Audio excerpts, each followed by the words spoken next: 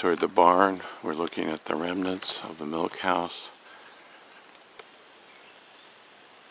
that my father built in the early 50s because of the increased regulations of collecting milk. He had a bigger herd.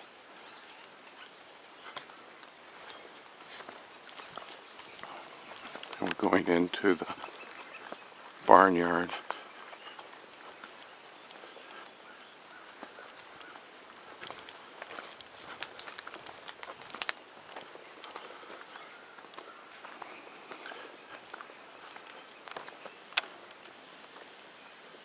This is the front of the barn here. And inside, under the barn, were all sorts of stalls when he would do the milking. But in 1957, in order to continue farming, he had to build a milking parlor, which consisted of 4 stalls. And it was attached to the milk house, and the cows would come in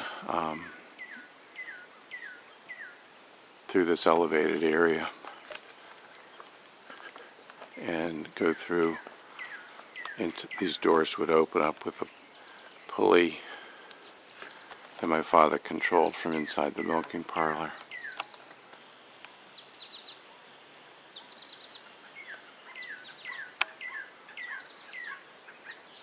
And each cows would be waiting in line because they knew their place.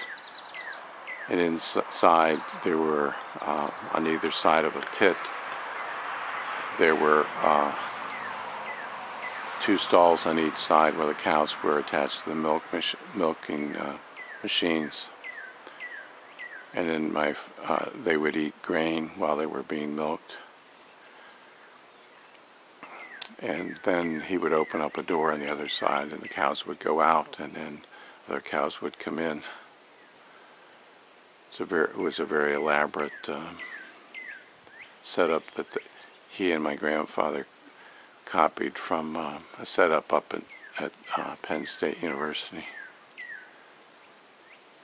The milk was put directly into cans, and then carried into the milk house, where it was put into larger cans and then picked up by a milk distributor.